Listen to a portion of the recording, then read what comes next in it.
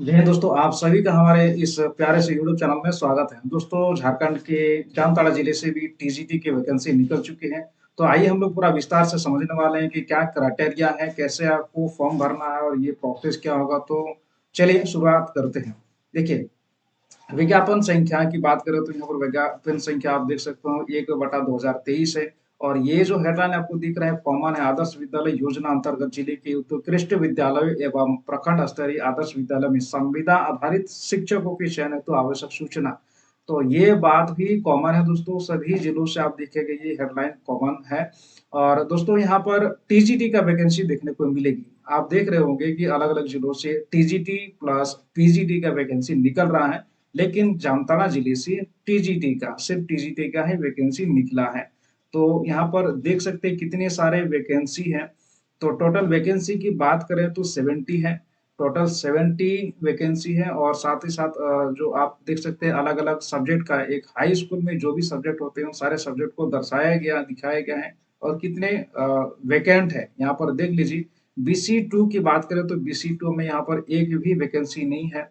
ठीक है। और साथ ही साथ आप यहाँ पर देखोगे ST SC का भी यहाँ पर वैकेंसी देखने को मिल रहा है। SC की बात करें तो एक एक पोस्ट है दोस्तों। और रिजर्व के लिए यहाँ पर देखिए बहुत सारे तीन तीन चार चार ऐसे दिए हुए हैं। तो टोटल अनरिजर्व के लिए है 39। तो आप स्क्रीनशॉट ले सकते हैं दोस्तों, या फिर आप ऑफिशियल वेबसाइट पर जा करके डाउनलोड कर लीजिएगा। और या फिर आप मेरे टेलीग्राम चैनल पर मैं इसका PDF अपलोड कर दूंगा, तो आप वहां से डाउनलोड कर सकते हैं, ज्यादा दिक्कत होगा तो। चलिए देखते हैं अर्हता क्राइटेरिया की बात करें तो आप सभी को पता ही है टीजीटी के लिए क्या क्राइटेरिया होता है, तो ये ज्यादा बताने की जरूरत नहीं है। तो यहाँ पर देखिएगा 50% मार्क्स मिनिमम यहाँ पर आपका होना चाहिए। साथ ही साथ यहाँ पर देखिए जो स्नातक के सभी 3 वर्षों में संबंधित विषय की पढ़ाई की गई हो, यानी 3 साल आपका ग्रेजुएशन जो होता है, तीन एक ऑनर्स पेपर की बात कर रहे हैं, तो इन 3 साल ऑनर्स पेपर जो भी है तो वो होना चाहिए। ठीक है। तो ये हुआ। और यहाँ बहुत सारी अथवा दिए हुए हैं, अथवा अथवा ऐसे दिया है, बहुत सारे कंडीशंस दिए हुए हैं। तो सभी में इतना समझ लीजिए कि 50% मार्क्स आपका मिनिमम होना चाहिए, तभी आप इस जिले में अप्लाई कर सकते हैं। अगर आप इस जिले से बिलोंग करते हैं दोस्तों, तो ये ध्यान रखिएगा जरूर। और यहाँ आप देखिएगा 45% मार्क्स की बात किया जा रहा है कि स्नातक अगर आप पास है 3 साल में, 3 साल में आपने जो ऑनर्स पेपर कर रखे हैं, तो आपका मान के चलिए कि 50 से नीचे है, तो आपका पीजी, आपने जब पीजी किए हैं, चलो पीजी किए हैं, तो पीजी में कम से कम 45% मार्क्स होना चाहिए। ठीक है। इतना होना चाहिए। अगर स्नातक में अगर आपका 50% मार्क्स मिनिमम नहीं होता है, तो पीजी में, है ना, पीजी में 45% मार्क्स होना चाहिए। तो ये बात कही गई है। और आगे देख सकते हैं सभी में कुछ ऐसे ही है लगभग लगभग, तो इसमें ज्यादा डिटेल में जाने की जरूरत नहीं है। तो सॉरी।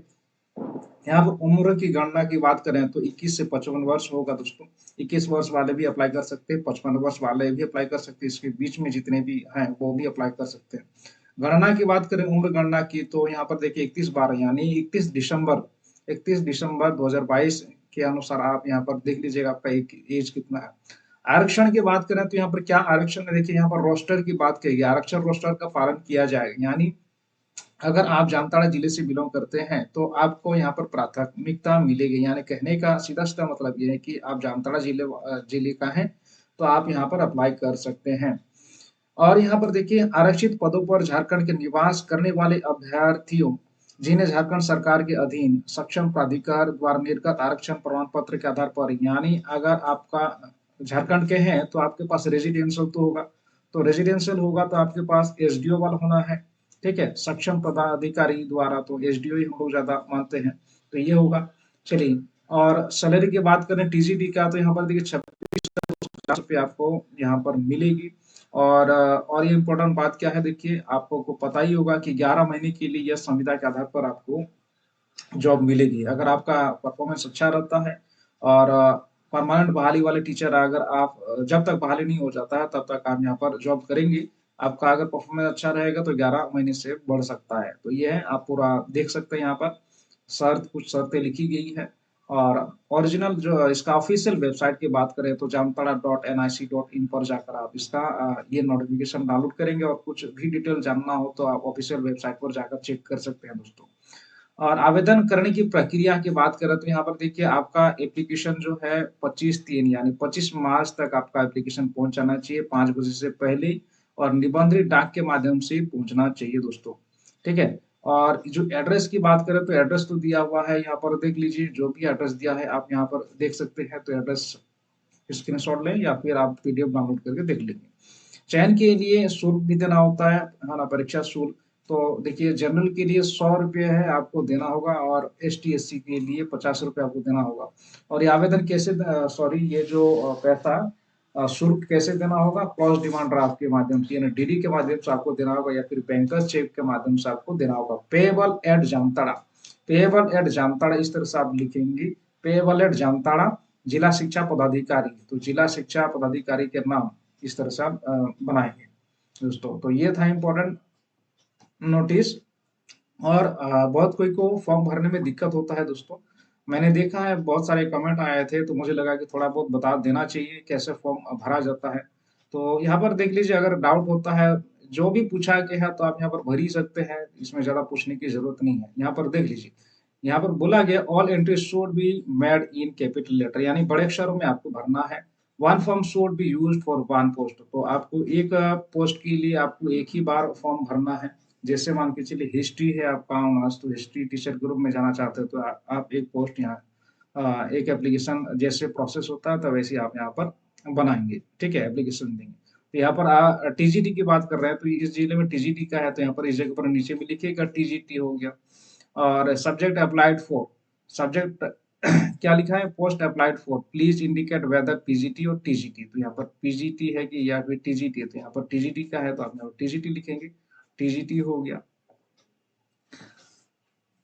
और उसके बाद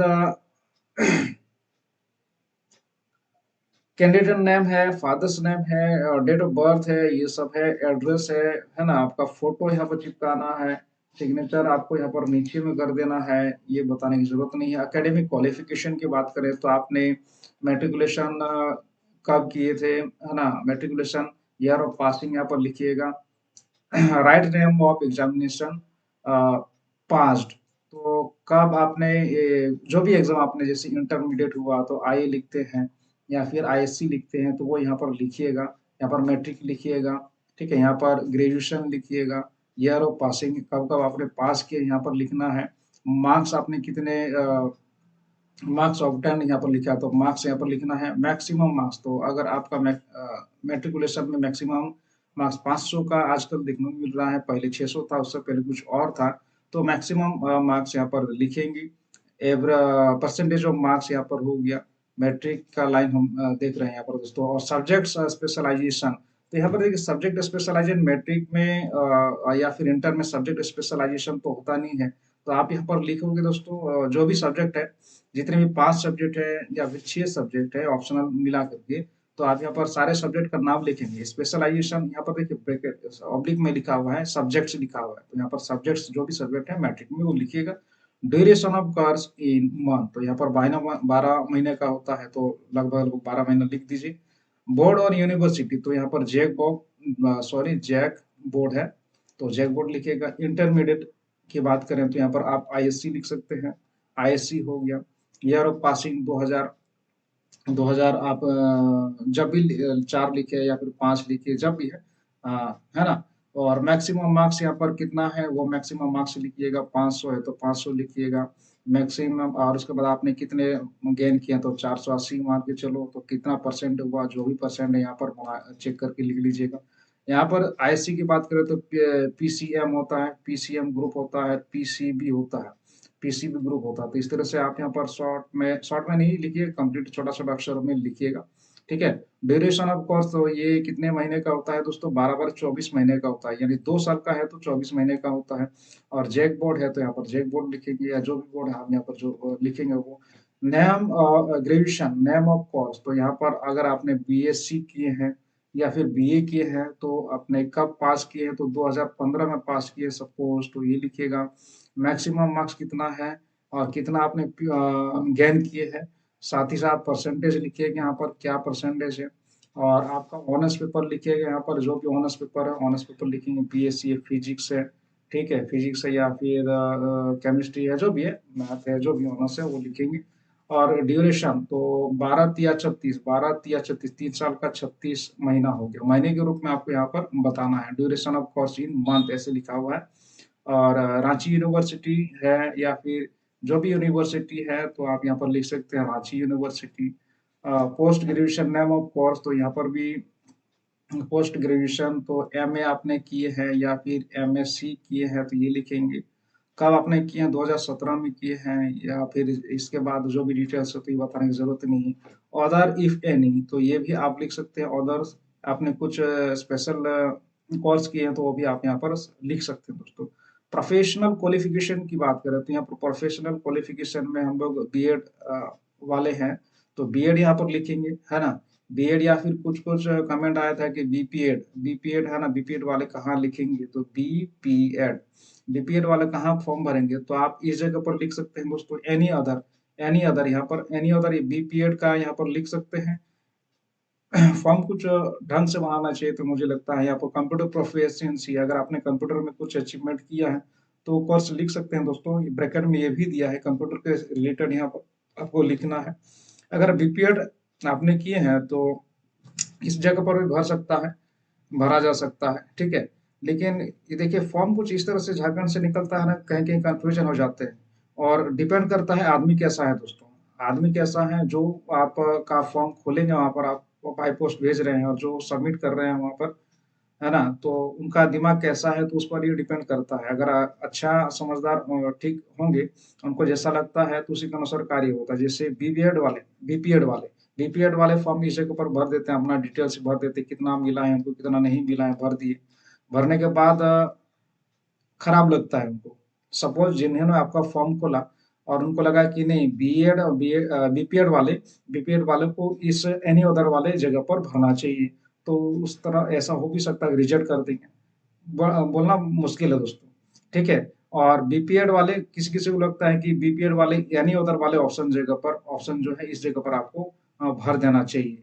तो मेरे हिसाब से कहीं भी भरे, कहीं भी भरे, तो एनी अदर वाला जो आप देख रहे हैं यहाँ पर एनी अदर लिखा हुआ है तो यहाँ पर भी बीपीएड लिखते हैं तो कुछ बुरा नहीं है, ठीक है। एनी अदर बोला ही है कि बीपीएड यहाँ पर इस तरह से लिख सकते हैं, बीपीएड हो गया, ठीक है। इस जगह पर लिखेंगे तो मुझे नहीं लगता है कि रिजेक्ट करेंगे, क्योंकि देखिए बीपीएड और बीएड समकक्ष है, बोला गया है बीपीएड और बीएड जो है समकक्ष है, वो फिजिकल है और इसमें एडुकेशन है, ठीक है। और एक्सपीरियंस की बात करें, अगर आपने कहीं पढ़ा रखे हैं या फिर पढ़ा रहे हैं, कितने साल हो गया है और कौन सा इंस्टीट्यूट है, कौन से स्कूल में पढ़ा रहे हैं, प्राइवेट स्कूल में पढ़ा रहे हैं, तो पूरा डिटेल आप यहाँ पर भरेंगे, ठीक है। तो ये हो गया। और यहाँ पर देखते हैं अंडरटेकिंग, यहाँ पर डिटेल्स तो बताने की जरूरत नहीं है, तो आप समझदार ही हैं, है ना, नहीं तो आप टीचर कैसे कहलाएंगे। और छोटा छोटा चीजों को तो नहीं बताया जा सकता, अंडरटेकिंग ये है भाई, सर्टिफाइड दैट ऑल, ये जो भी लिखा है दोस्तों तो ये सब आप देख लीजिएगा, है ना। कहीं भी फिर भी डाउट होता है तो आप पूछ सकते हैं। तो बहुत बहुत धन्यवाद ये वीडियो देखने के लिए, मिलते हैं हम लोग नेक्स्ट वीडियो में। और